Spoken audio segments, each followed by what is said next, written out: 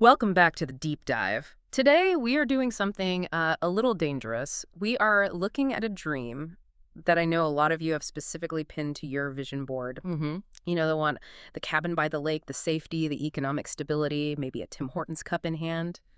We are talking about the Canadian dream. Is a powerful image. Hmm. And statistically, it's one of the most popular migration goals on the planet. I mean, Canada's done an incredible job branding itself as this, welcoming, open land of opportunity. But, and this is a big but, we're going to take a pin to that bubble today. Not to pop it necessarily, but to see what is actually inside. Right. We are digging into the gold standard of global migration, Canadian Express Entry. And the first thing we learned from our source material today, which is this incredibly detailed 2026 outlook from Dara Immigration Services, is that the name Express Entry is, well, it's a bit of a trap. It really is. The marketing is brilliant, right? You hear Express and you think, fast lane. I Yeah. sign up, I get a ticket, and I'm, eating poutine in Montreal by next Tuesday. Exactly. Where's my maple syrup? But the reality described in this guide is starkly different. It's not a line you stand in, it's an arena you fight in.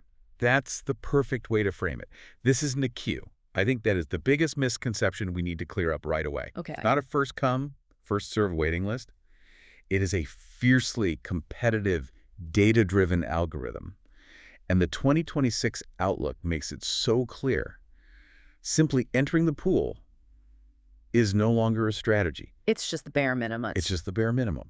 If you don't understand the math behind the curtain, you aren't getting picked. So that is our mission today. We are going to decode this guide. We're going to look at the math, the money, and the cheat codes that Dara Immigration Services has identified for 2026.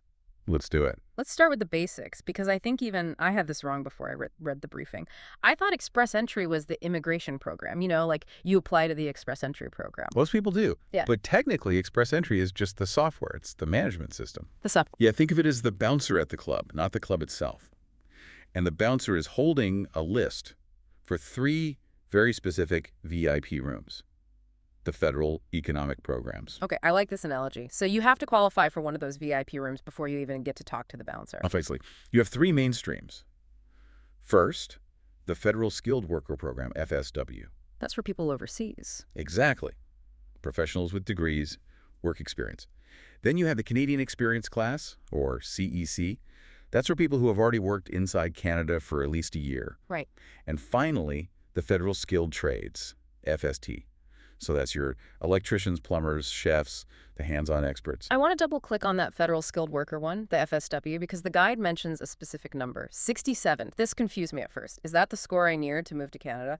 67 points? No, and this is where people get their hearts broken. That 67 out of 100 is just the eligibility score. Cover charge. It's the cover charge just to get your name into the computer system. You need 67 points based on a specific grid. Your age, your education, adaptability, just to prove you are skilled enough to even enter the pool. So getting 67 points doesn't mean you're moving. It just means you're allowed to fill out the form. Exactly. You pass that hurdle, and then you get thrown into the pool with hundreds of thousands of other people. And once you are in the pool, that 67-point score, It vanishes. it vanishes. It doesn't matter anymore. It's like qualifying for the Olympics versus actually running the race. Just because you made it to the stadium doesn't mean you're getting a medal. That's it. Once you're in the pool, you are given a completely new score, the CRS, or Comprehensive Ranking System. This is the scary number. This is the terrifying number we need to talk about. This score goes up to 1,200, and it ranks you against every single other human being in that pool. Okay, so this is the Hunger Games portion of the deep dive. It essentially is. Every few weeks, the Canadian government performs what they call a draw. They look at the pool and they say, okay, we have 3,000 spots available. They don't pick the people who have been waiting the longest. They pick the top scores. They pick the top 3,000 scores, period. If you are number 3,001, you stay in the water. And this is where the score shock from the Dara Immigration Services Guide comes in. I saw the numbers for 2026, and I had to check it wasn't a typo because the bar has moved. It is sobering.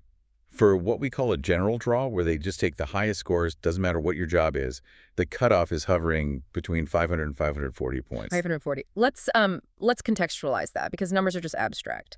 Let's build a candidate. Let's call her Sarah. Okay. She is, say, 29 years old. She has a master's degree, 3 years of professional work experience, and she speaks perfect English. I mean, surely Sarah is getting in. You would think so. That profile used to be the golden standard. Yeah. But if you run the math today, Sarah is probably sitting at a 469, maybe 470. Wait, seriously, a master's degree, young, perfect English, and she is still 70 points short of that 540 mark. Serious.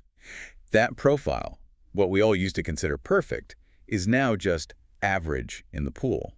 To hit 540, you usually need a combination of heavy hitters. Like what? A PhD, maybe Canadian work experience, a sibling who's a citizen in Canada, or knowing a second language fluently. So the implication here is massive. If you are just a smart, educated person hoping to get picked in a general draw, You're likely going to expire in the pool. The guide is very blunt about this. In 2026, relying on a general draw without a massive score is a failing strategy. You are playing a lottery where you just don't have the winning numbers. okay, that's the bad news. And I feel like we needed to get that out of the way so people stop refreshing their email for an invitation that just isn't coming. Right. But the guide pivots to the solution. There's a back door, or maybe a side door. Let's call it a VIP entrance for specific people. This is the category-based selection. This is the game changer that IRCC, the Immigration Department, introduced because they realized the raw score wasn't getting them the types of workers they actually needed. Right, because a high score guarantees you're smart, but it doesn't guarantee you're a nurse. And Canada needs nurses. Exactly. A score of 540 might get you a brilliant philosophy professor, but if the country needs plumbers and doctors, the system was failing. So they have started holding draws that exclude everyone except people in specific categories. So they just filter the pool. All right. The priority list for 2026 is crystal clear.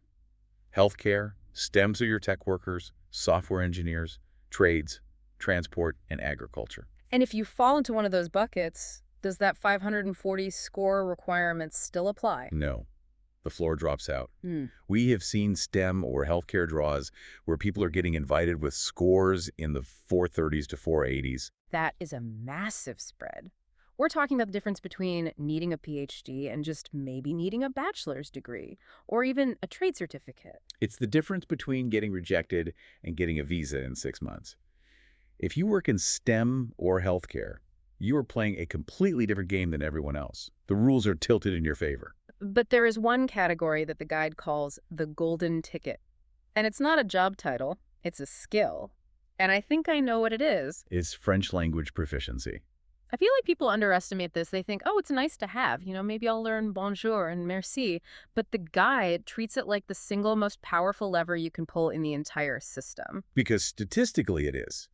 If you can prove proficiency in French, even as a second language, you get 2 huge benefits. First, you get bonus points on your raw score, up to 50 extra points. 50. That practically bridges the gap we were just talking about for our hypothetical candidate, Sarah. It does. It would take her from hopeless to front of the line. But secondly, and this is more important, there are specific French-speaking draws.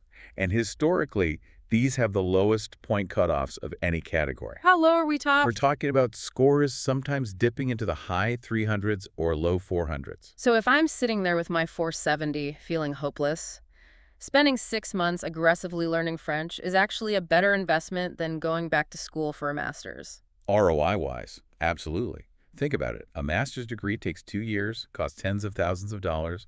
Intensive French might take a year of nights and weekends, some tutoring costs. But it virtually guarantees you an invite in the current climate. It's the ultimate differentiator. Okay, so we have the strategy. Aim for a category or learn French. Now let's talk about the execution, because the step-by-step gauntlet section of the guide made me sweat a little just reading it. Yeah. This isn't just filling out a form on a Sunday afternoon. No, definitely not. The biggest mistake people make is thinking they can create a profile just to see what happens without doing the prep work. You physically cannot create a valid profile without 2 things in your hand. The keys to the door. The keys. Key number 1, language test results. You can't just say, I speak English. The system doesn't trust you. You need a test report number from CELPIP, IELTS, or PTE Core. And for French, the TEF or TCF. And I want to pause on the IELTS part because the guide mentions a magic number for points. CLB 9, what is that? This is a crucial detail that separates the winners from the losers. The point system isn't linear. It doesn't go up by 1 point for every correct answer. If you score a CLB 8, which is good, you get a decent number of points.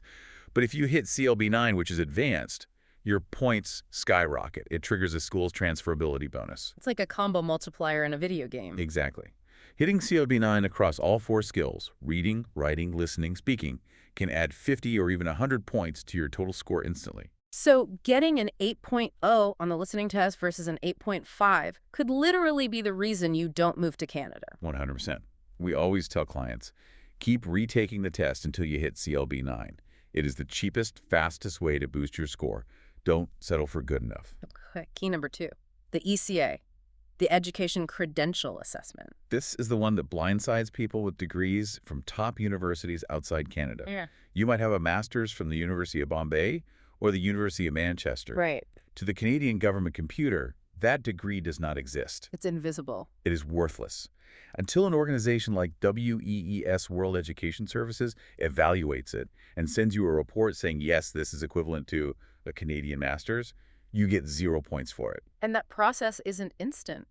No, it can take weeks or even months. You have to get transcripts sent directly from your university to Canada. It's a whole logistical hassle. So if you wait until you want to apply to start that process, you're already behind. So let's say you've done the prep. You have the keys, you enter the pool, you get that magical email, the ITA, invitation to apply, champagne pops, you call your mom. But the guide says this is actually when the stress peaks.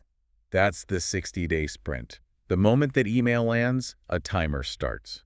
You have exactly 60 days to upload every single document that proves your life story. And the big bottleneck here is the police certificates, right? It's a nightmare. You need a police clearance from every country you have lived in for more than 6 months since you turned 18. Every single one. Every one. If you did a study abroad semester in Singapore 10 years ago or worked in Dubai for 8 months, you need a police cert from those countries.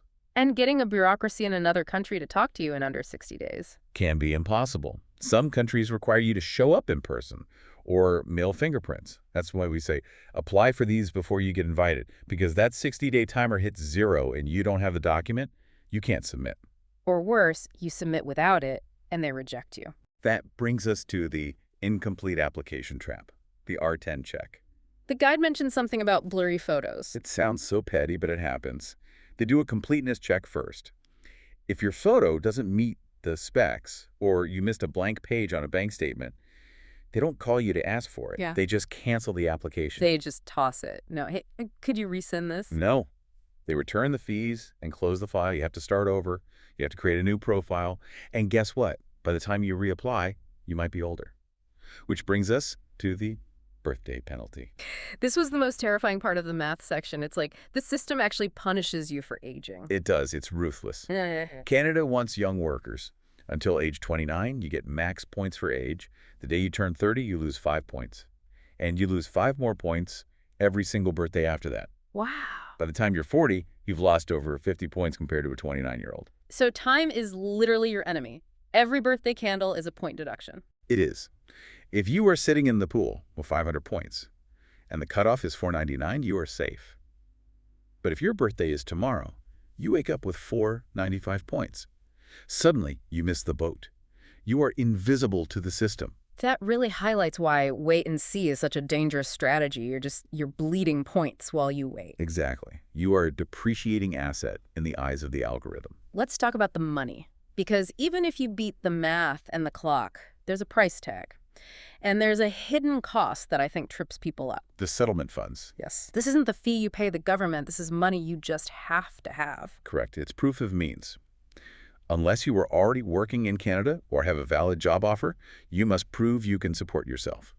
For a single person in 2026, it's roughly 15,143 Canadian dollars. And that number goes up if you have a spouse or kids. It does. It goes up significantly. And this is critical. It has to be your money, unencumbered. You cannot borrow it from your parents a week before you apply. So no show money.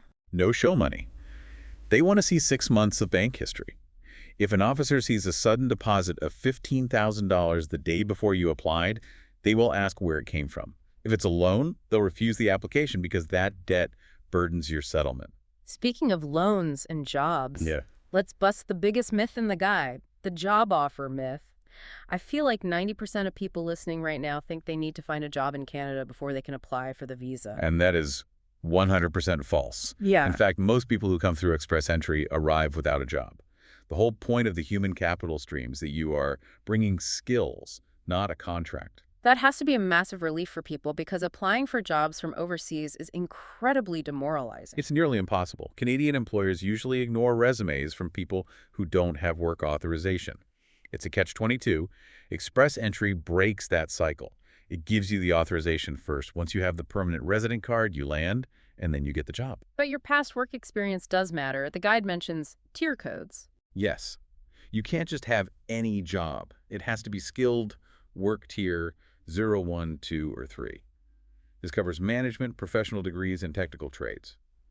If your experience is in, say, retail sales or general labor, unfortunately, that usually doesn't qualify for express entry. Okay, we're in the home stretch here. We've covered the system, the score, the money, the prep. I want to talk about one advanced strategy from the guide before we wrap up. The spousal strategy. This sounded almost Machiavellian. It is fascinating. If you are married or in a common law partnership, you can apply together, but there's a math trap. Because your score becomes a combined average. Essentially, if your spouse has a master's degree in perfect English, great, they add points to your profile. But if your spouse has only a high school diploma or weak English skills, they will actually drag your score down compared to if you applied as a single person. That's an awkward dinner table conversation. Honey, I love you, but you're tanking my CRS score? It is a very difficult conversation. But the strategy is, sometimes you list the spouse as non-accompanying. You declare them. You have to tell the truth that you are married, but you say they are not coming with you right now. So you leave them behind. Temporarily. You get processed as a single applicant, maximizing your score. You get your permanent residence, you land in Canada, and then you sponsor them to come over later through spousal sponsorship. That is a bold move. But if it's the difference between getting in or staying home. It's a necessary calculation. That's what we mean by having a strategy versus just filling out forms. It's about knowing how the algorithm sees you. And speaking of knowing how the algorithm sees you, there's a serious warning in the guide about misrepresentation, the 5-year ban. This is critical. Do not lie. Do not guess dates. Do not puff up your job title. If the officer finds a discrepancy, they don't just say no. They can slap you with a finding of misrepresentation. And that is a 5-year ban from entering Canada. So accuracy is better than optimization here. So 100%. Always be truthful. So let's summarize what we've learned today. Express entry is the gold standard, but it's not a participation trophy. It's a race. It is a race. A race against the other candidates and a race against your own biological clock. The days of just showing up with a degree are over. You need to be targeted. You need to look at those categories. Healthcare, STEM, trades. And seriously, you probably need to look at French. That is the big takeaway for 2026. The landscape has shifted from general excellence to specific utility. Canada doesn't just want good people anymore. They want people who fill specific holes in the economy. So as we wrap up this deep dive, what is the final thought you want to leave our listener with? What should they be asking themselves right now? I would ask them to consider the shelf life of their effort. Your profile only lasts 12 months in the pool. If you weren't picked in a year, it expires and you have to start over. Wow. In a system where your points drop with every birthday and the competition gets fiercer every day, you have to be honest with yourself. Honest about what? Honest about the math. If you are sitting at a 470, waiting for a general draw, is not optimism, it's denial. You have to ask, is it time to stop refreshing your email and start conjugating French verbs? Because one of those actions changes your score and the other one doesn't. Is it time to start conjugating French verbs? I love that. Action over hope. Always. Thank you for guiding us through the maze today. It's complex, but I feel like we actually have a map now. And thank you to the listener for diving in with us. As always, the link to the Dara Immigration Services Guide is in the show notes if you want to crunch the numbers yourself. Good luck with the paperwork, watch out for those birthdays, and we'll see you on the next deep dive. Goodbye.